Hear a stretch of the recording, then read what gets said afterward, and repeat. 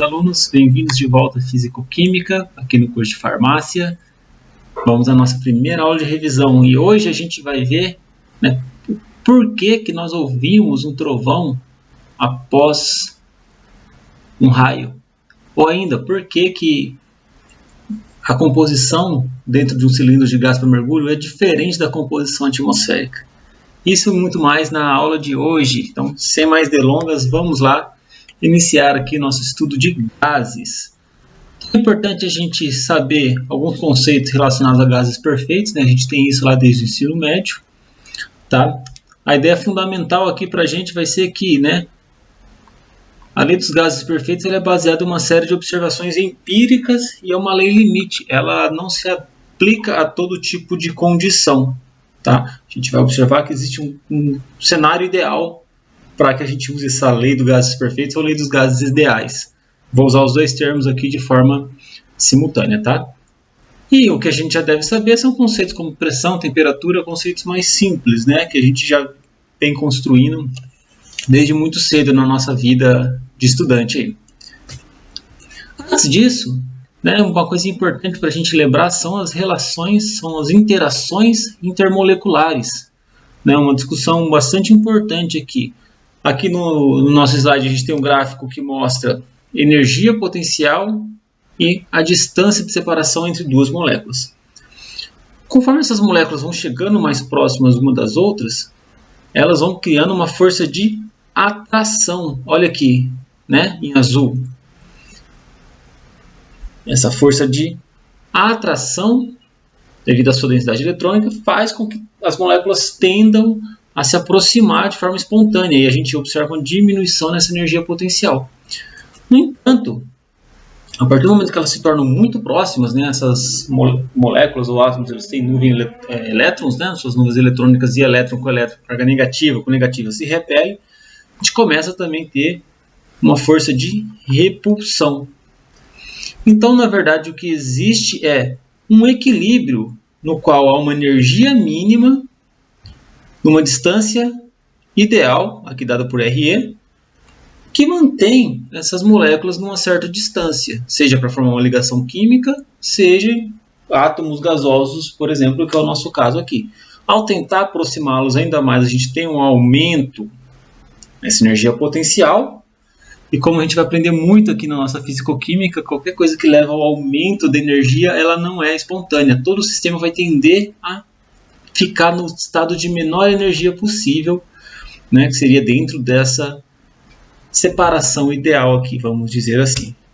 Ok? Então é bastante importante a gente lembrar aqui que as interações intermoleculares entre diferentes átomos e moléculas vão gerar trocas de energia entre elas enquanto elas interagem. Então isso a gente sempre vai lembrar aqui no nosso curso, tá?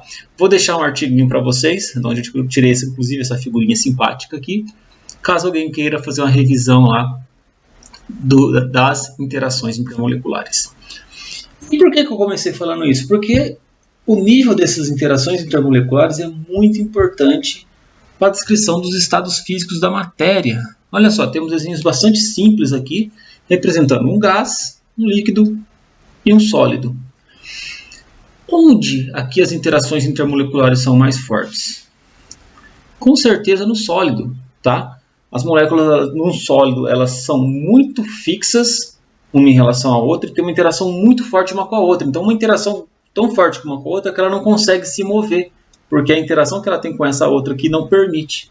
Ou com essa outra, tem que se imaginar isso em 3 dimensões, claro. Tá? Agora no gás, não. O que a gente tem no gás? Moléculas muito mais afastadas uma das outras, uma grande desordem molecular e uma baixa interação intermolecular. Por quê? A gente tem o pressuposto que as moléculas de gás estão muito longe. Se elas estão muito longe, elas não estão interagindo. Então não tem ações de forças nem muito repulsivas, nem muito atrativas, Vindo aqui para o nosso desenho, elas estariam mais aqui, uma distante da outra, Quanto mais distante, então menor essa interação intermolecular. Esse é um conceito fundamental na nossa aula de hoje, ok? Revisem lá o material se assim precisarem. Então, aí só para gente concluir, né, devido a essas fracas interações intermoleculares entre as moléculas dos gases e esse movimento caótico que elas têm, né, a gente consegue criar modelos matemáticos muito mais fáceis para esses gases. E por isso a gente começa o estudo da nossa fisicoquímica com eles, né, usando essa característica que o gás tem. A gente consegue descrever toda a propriedade do gás através de equações muito simples. E a partir do que a gente assume nessas mesmas equações, ou mesmo na teoria dos gases, a gente vai extrapolar para outras propriedades conforme a gente vai vendo aqui ao longo do nosso curso, tá ok? Uma definiçãozinha rápida, né? O gás é um conjunto de moléculas ou átomos em movimento permanente, aleatório, que aumentam quando a temperatura se eleva. Então, né, aumentou a temperatura, esse movimento aleatório do gás aumenta. Um gás tem as moléculas muito separadas uma das outras, exceto durante as colisões, e que se movem em trajetórias que são muito pouco perturbadas por forças intermoleculares. Só reforçando o que a gente viu lá atrás, pouca interação intermolecular. Ok? Dada essa característica, né, o gás é um sistema simples para o estudo de termodinâmica de um sistema, como já citei ali atrás. Né? O que é termodinâmica? O que é esse sistema que eu falo tanto aqui? Vamos começar com a definição de sistema, vizinhança e estado. Tá?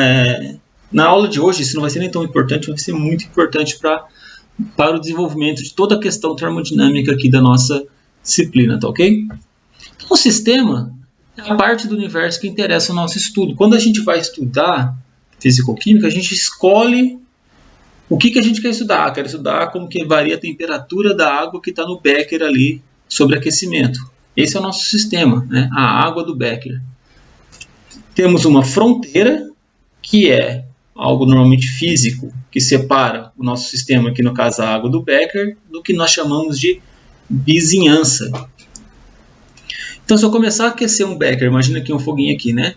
Começar a aquecer um becker com água, esse calor que vai ser transferido para essa água aqui não vai, de certa forma, passar também para essa vizinhança, né? A região mais próxima do becker vai começar a ficar mais quente também, né? Então, o que a gente vai avaliar muito na fisicoquímica é essa troca de energia entre sistema e vizinhanças através da fronteira. E todo esse sistema tudo esse que a gente chama de sistema e vizinhança, né? Os dois é o que a gente vai chamar de universo.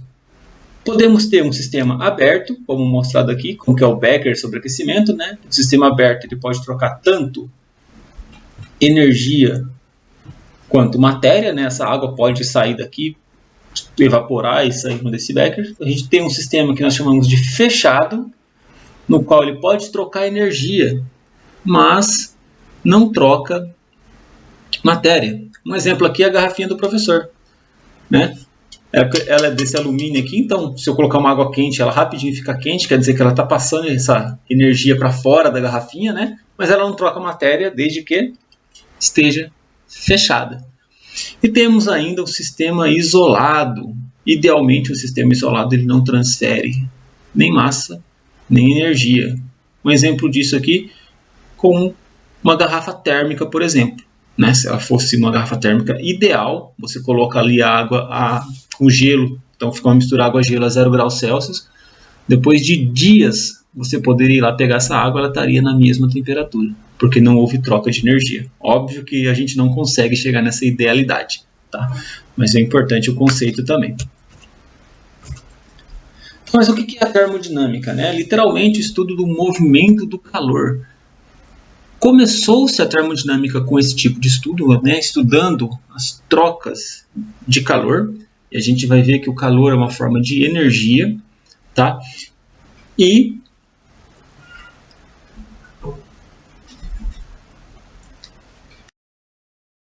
a gente vai ver que o calor é uma forma de energia.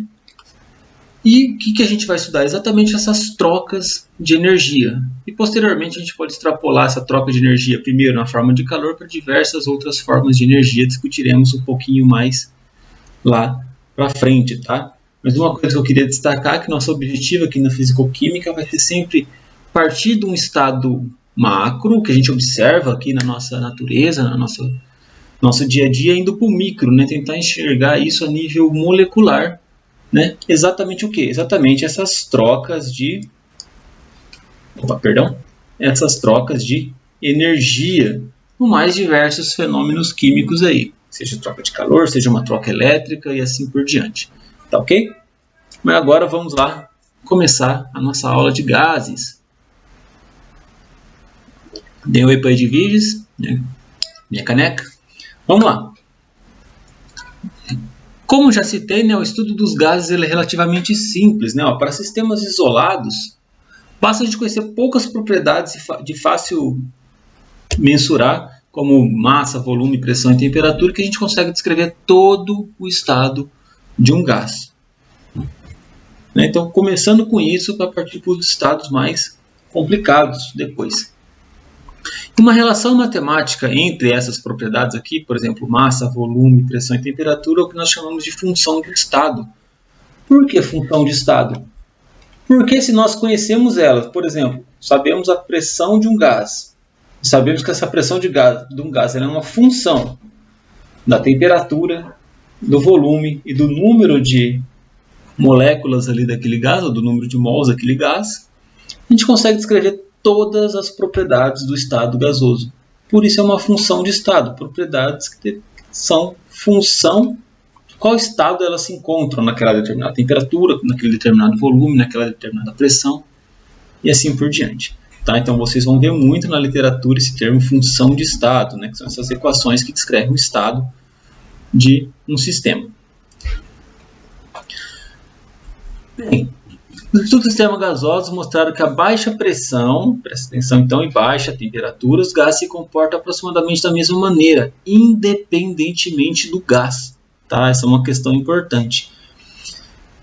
E chegou-se a uma equação que já é muito conhecida de vocês desde lá do ensino médio, que é a equação dos gases ideais ou equação dos gases perfeitos. Os termos são similares aqui, tá ok? PV igual a nRT. Note que eu falei que ela é independente, porque não tem nenhuma característica aqui nessa equação que seja exclusiva de um tipo de gás. Né? Alguma propriedade que para o oxigênio é diferente do que para o nitrogênio, por exemplo. Tá? Vocês vão entender um pouquinho melhor com o decorrer da nossa aula. Essa é a nossa equação dos gases. Né? Como que a gente chegou até ela? Vamos voltar um pouco para trás antes de seguir para frente.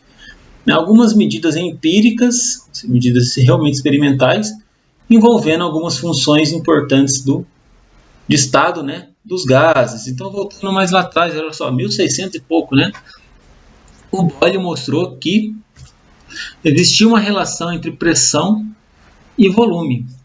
Pressão e volume eles eram inversamente proporcionais, ou o produto pressão-volume era igual a uma constante. Então, se a gente tem uma massa de gás, e se a gente aumenta o volume desse gás, né, imagina que você tem um gás isolado aqui, né, dentro do nosso sistema, você aumentar o volume desse sistema, sem mexer no exterior, a pressão desse gás vai diminuir. Se eu dobrar o volume, a pressão do gás ela diminui pela metade. Então essa foi a primeira observação aqui da lei de Boyle. Tá ok? O produto pressão vezes volume é uma constante. Ou pressão e volume são inversamente proporcionais, tá ok? E a depender da temperatura. Aqui tem um ponto interessante que cada linha dessa é uma temperatura diferente, tá? Conforme a temperatura aumenta, vai se tornando mais inclinada a linha. Mas é importante então, a gente frisar que a lei de Boyle só é válida para baixas pressões, ou seja, condições ideais, ok? Segundo a lei, né, a lei de Charles, ou lei do Sack, né, não se sabe ao certo exatamente quem propôs essa lei primeiro, na época, ele observou duas coisas. Se você trabalhasse temperatura e volume numa amostra a pressão constante, ele viu que o volume e a temperatura são diretamente proporcionais, tá ok? Então, se eu aumentar a temperatura de um gás, mantendo a pressão dele constante, necessariamente ele vai aumentar de volume. Já Um outro efeito mantendo o volume constante, então um frasco com volume constante, se eu aumentar a temperatura, eu aumento a pressão, novamente diretamente proporcionais, né? Note que a pressão de um gás tenderia a zero, né? Quando a temperatura tende a zero. E da mesma forma, se a gente extrapolar aqui, olha só, para todas as pressões existe um ponto em comum, que seria o quê? Na temperatura igual a zero, o volume de um gás seria igual a zero. Mas existe volume zero? Né? Não existe. E essa é onde começa a haver algumas falhas aqui nesse tipo de observação. E foi exatamente a partir desse tipo de medida que se determinou a temperatura absoluta em Kelvin. Eu vou falar um pouco mais nas nossas próximas aulas, né? Como se determinou essa temperatura absoluta aí. Mas aqui vem um dos pontos que eu falei. Por que a gente ouve um trovão após um raio? O que acontece? Né? Um raio ele acontece simplesmente porque a Terra ela começa a ficar magnetizada devido a íons mais positivos e no céu íons mais negativos. A gente tem que neutralizar isso aí. Para neutralizar isso aí, passa uma corrente elétrica entre o céu e a Terra. Essa corrente elétrica é muito energética, de forma que se cria uma luz, né? As moléculas que estão no ar entre a Terra e o céu aqui, ou as nuvens, na verdade, né? Elas recebem essa energia. Ao receber essa energia, muita energia, elas ganham energia e devolvem essa energia para o meio através da luz. Tá ok? Tá. Esse é o fenômeno visual. Mas por que a gente ouve? Porque ao emitir luz, né, ao emitir esse excesso de energia, essas moléculas gasosas, elas, além de emitir luz, elas aquecem as moléculas que estão ali ao redor desse facho de luz. Se você aquece, e esse aquecimento ele é muito alto, tá, gente? É muito forte. Se você aumenta a temperatura daquele gás que está ali logo ao redor do raio que está caindo, o que acontece com o seu volume? Se eles são diretamente proporcionais, há uma expansão do volume daquele gás também. E como que é o processo da gente ouvir? Né? O som ele é uma onda mecânica, né, que viaja no espaço, através da expansão ou variação de volume. Chega no nosso tímpano e assim a gente traduz como som. Então essa variação de volume muito brusca e muito grande, devido ao aumento de temperatura que o raio provocou, faz com que isso chegue no nosso ouvido e a gente ouça então o trovão. Seguindo ainda, né, na dedução da nossa lei lá dos gases ideais, temos também o princípio de Avogadro, né, que ele mostrou que a baixas pressões, né, o volume de um gás numa certa temperatura é independente da natureza do gás. Tá? Então ele viu que um volume de um gás vezes o seu número de mols, né, o número de partículas que tem ali, eles também são diretamente proporcionais a uma constante aí de proporcionalidade. Né? Especificamente, ele disse que volumes iguais de gases, nas mesmas condições de temperatura e pressão, têm o mesmo número de moléculas. Lembra lá do CNTP? 1 mol de gás igual a 22,14 litros, né? Independente do gás que era, vem exatamente disso daqui também, tá ok? Então, basicamente, a lei dos gases ideais se veio da junção de todas essas leis e foi definida por Clapeyron como PV igual a nRT, da maneira que a gente conhece, né? A partir de algumas outras medidas. Mas o que é esse R que a gente não tinha falado ainda, né? Vê que em todas essas equações existe uma constante de proporcionalidade. E essa constante de proporcionalidade é exatamente o R, né, que nós chamamos de constante dos gases. Tá? Essa constante dos gases, então, ela vai ser novamente igual para todos os gases, não vai diferenciar o tipo de gás. E aqui está uma tabela de alguns valores deles, tá? Então é sempre importante a gente lembrar no exercício, observar em que unidades que a nossa pressão está. Está em ATM, está em Pascal, está em Torr, né? E ver qual aqui que se encaixa melhor. Nos estudos de termodinâmica, a gente vai usar muito o R igual a 8,314 Joule por Kelvin por mol.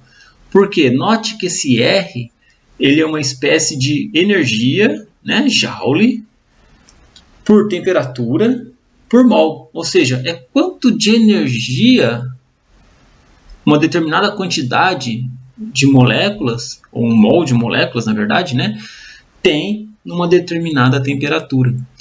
Então vocês vão observar lá para frente muitas coisas que a gente está falando, coisa que não tem nada a ver com gás, troca de calor em líquidos, e vamos estar usando esse R, que vem da constante dos gases, exatamente por isso. Né? Ele nos dá essa ideia de uma energia térmica por mol de uma dada substância. Tá ok? Voltamos a fazer esse lembrete importante aí.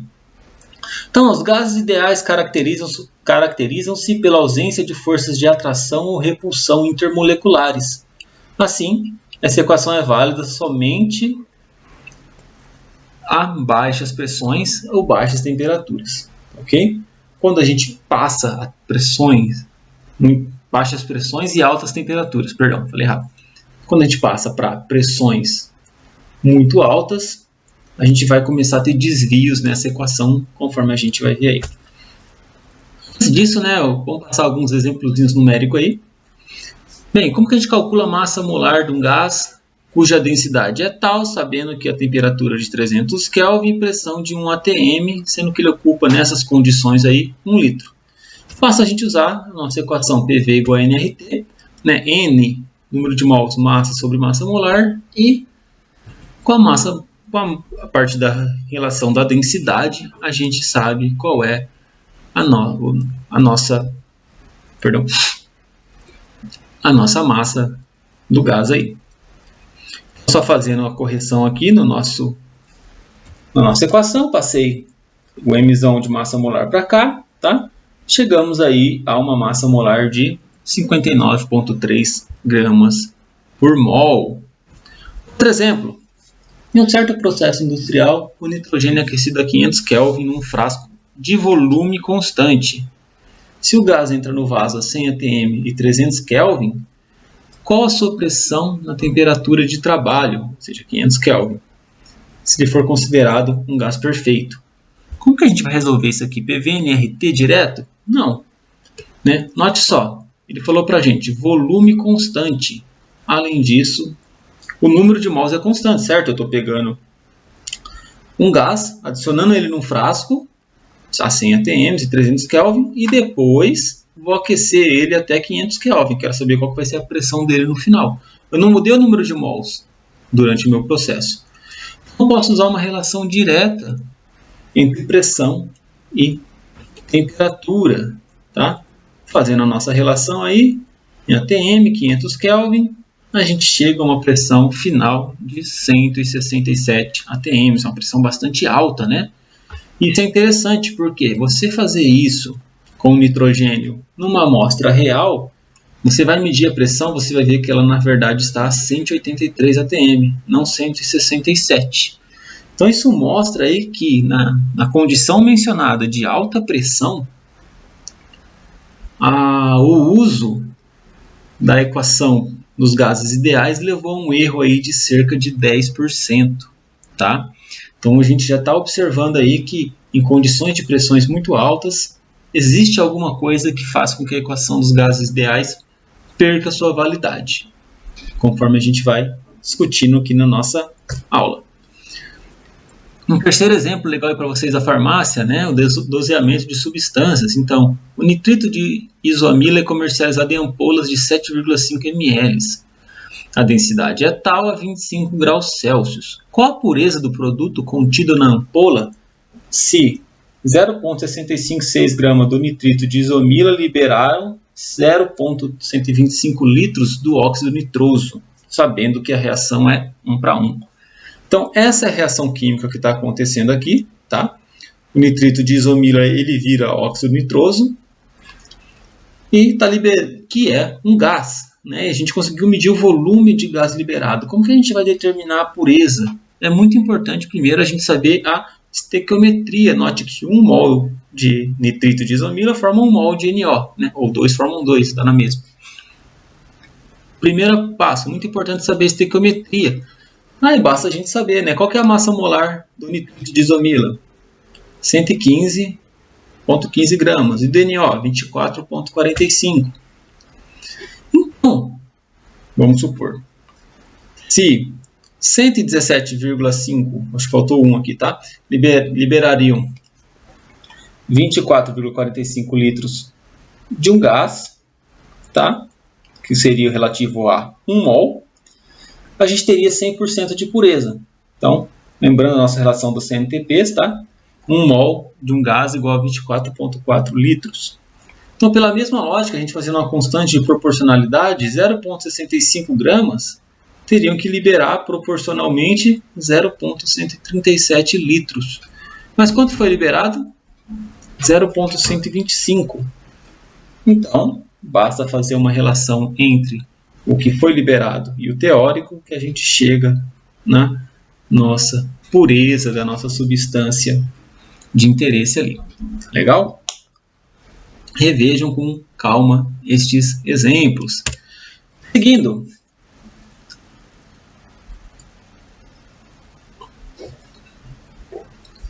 Mistura de gases ideais.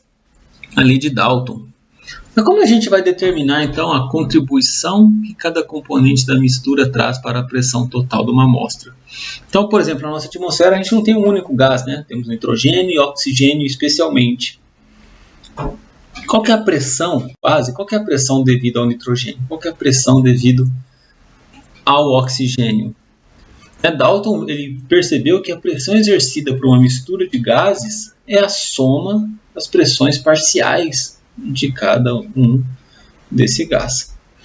Sendo, e isso aqui é o mais importante da lei de Dalton, que a pressão parcial de um gás é a pressão que aquele gás exerceria se ocupasse sozinho todo o volume da mistura. Então, imagina o planeta Terra. Tira todo o nitrogênio que está aí, fica só o oxigênio. Vamos considerar que são só esses dois gases na nossa atmosfera. A pressão que essa quantidade de oxigênio ia exercer independe de quanto nitrogênio eu tenho na minha mistura. E da mesma forma, a pressão que o nitrogênio iria exercer independe também de quanto oxigênio eu tenho na mistura. Seriam como se eles fossem independentes. De novo, né? As espécies gasosas não interagem entre si.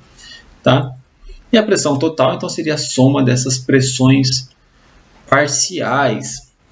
A lei de Dalton ela tem uma aplicação direta no uso de cilindros para mergulho. Né? Eu deixei aqui ó, já para vocês lembrarem. E lá na página 29 do livro do Raymond Chang, que está na nossa descrição lá no final dos slides, tá? Suposição de literatura, para dar uma olhada exatamente nisso, tá? Como que isso aqui é importante para se mergulhar, a diferença de pressão que se causa quando a gente mergulha e por que o cilindro ele não tem a mesma composição do gás da nossa atmosfera, tá ok? Muito interessante, não deixem de dar uma lida lá. Mas seguindo então, vamos fazer um exemplo aqui para ver essa questão da lei de Dalton.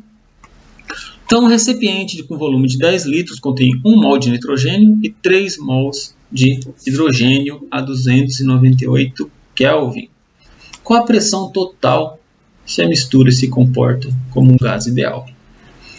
Bem, a pressão, pelo que a gente viu na lei de Dalton, é a pressão do gás A mais a pressão do gás B, que a gente pode traduzir aqui pela lei do gás ideal, né? PV, joguei o V para cá, número de mols do gás A mais número de mols do gás B vezes RT, tá? Então, sabendo quantos mols a gente tem de cada um dos gases, o R, note que aqui a gente está usando o R com unidades em ATM, tá ok? Vezes a temperatura, dividido pelo volume total, bem simples aí. Então a gente chega a 9,78 ATM. Ah, professor, se eu tivesse usado o R em Pascal, você ia chegar numa pressão em Pascal. Tá? Colocamos em ATM porque ele é mais fácil da gente perceber aqui, né? 1 ATM é mais ou menos a pressão atmosférica que a gente tem, então aqui é uma pressão 10 vezes acima da atmosférica.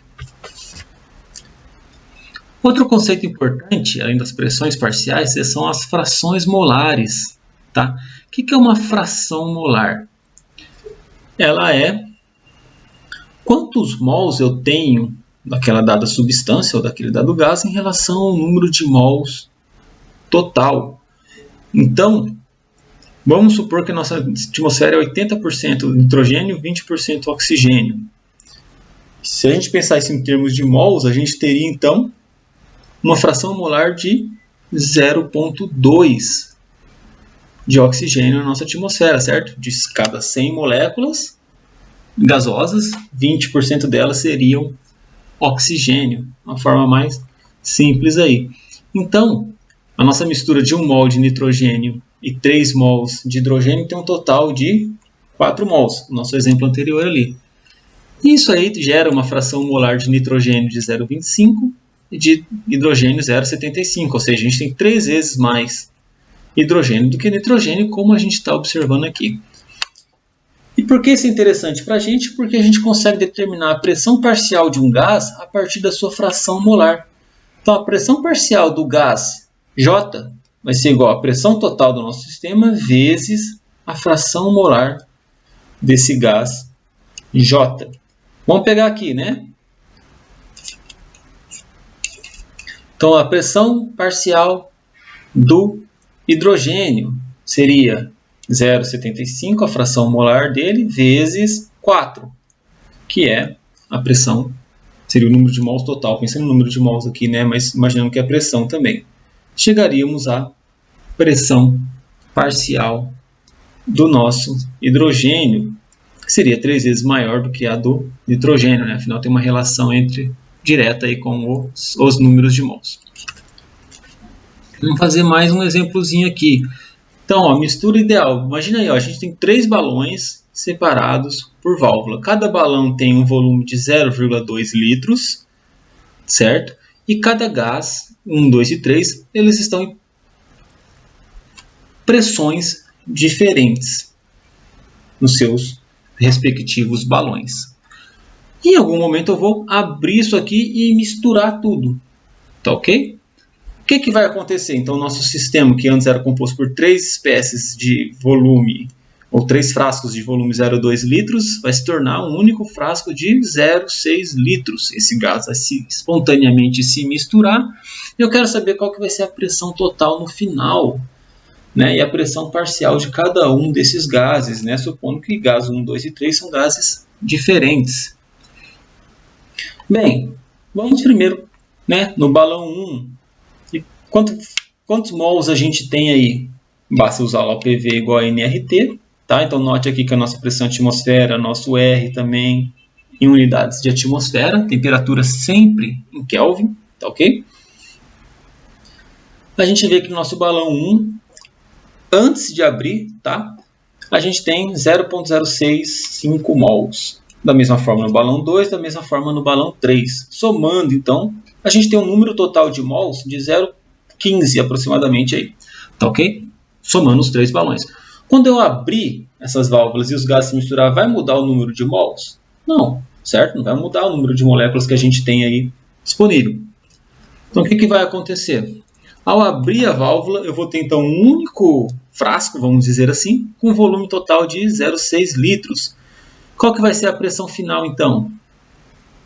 Vai ser igual a PV nRT, volume 0,6 litros, número de mols total que a gente tem, e o R, tá? Faltou aqui a temperatura aqui de onde o professor pegou, tá? Mas a gente chega então numa pressão total final igual a 6 atm após a mistura, tá? Até faz sentido, né? A gente tem 8, 6 e 4, fica numa pressão média aí. E quais são as pressões parciais exercidas por cada gás? Basta a gente pegar, a pressão total, dividir o número de mols daquele gás que a gente calculou no slide passado pelo número de mols total na mistura. E assim a gente vai chegar nas pressões parciais. Então,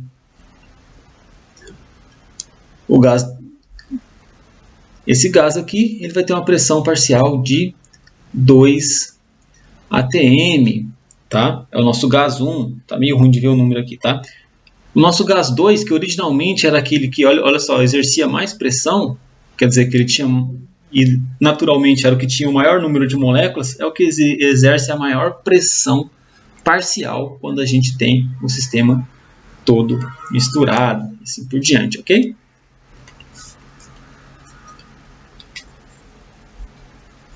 Então a equação dos gases ideais ela funciona bem a baixas pressões e temperatura ambiente, ou temperaturas elevadas. Por quê? Né? Porque a baixas pressões, quando a gente tem uma pressão muito baixa, as moléculas de gás elas estão muito longe, muito distantes uma das outras, interagindo poucas interações intermoleculares, como a gente disse lá. E temperaturas ambientes ou temperaturas mais elevadas, por quê? Numa temperatura muito alta, as moléculas de gás ela têm muita energia cinética, elas se movem muito rapidamente. Se elas se movem muito rapidamente, elas podem até colidir uma com a outra, mas essas colisões vão ser muito rápidas e não dá tempo delas trocarem energia ali, né? Não dá tempo de ter uma interação intermolecular significativa, tá? No entanto, como eu já disse lá a partir da lei de Charles, né, se fazendo uma extrapolação para uma temperatura igual a zero, uma temperatura cada vez menor, se chegaria a um volume negativo, ou zero, né, a partir de um volume negativo, o que é um absurdo, né? Então isso mostra algum tipo de desvio aí, porque você vai reduzindo a temperatura da sua amostra, o que acontece com o volume? Como eu disse, ele vai diminuindo, né, se a gente está mantendo a pressão constante. Se diminui a temperatura, o volume diminui, até chegar no ponto que não existe mais volume, o volume é igual a zero, né? Não. Né? O que acontece quando a gente começa a resfriar um gás? Ele, em algum momento, vai condensar e virar um líquido. O que existe no líquido? Maiores interações intermoleculares.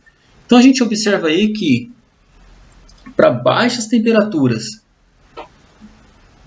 onde esse volume vai sendo diminuído, a pressão, consequentemente, vai ter que aumentar. Então, você aumenta muito as interações intermoleculares que podem favorecer o gás, antes bastante livre, ter interações intermoleculares fortes, até o ponto de formar um líquido, né? Lembrando que o líquido tem interações intermoleculares muito mais fortes que num gás.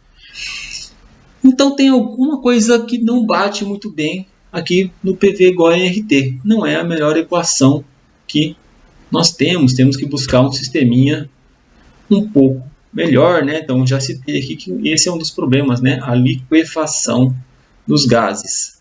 Vamos ver isso na próxima aula, o que nós vamos chamar de gases reais. Até lá!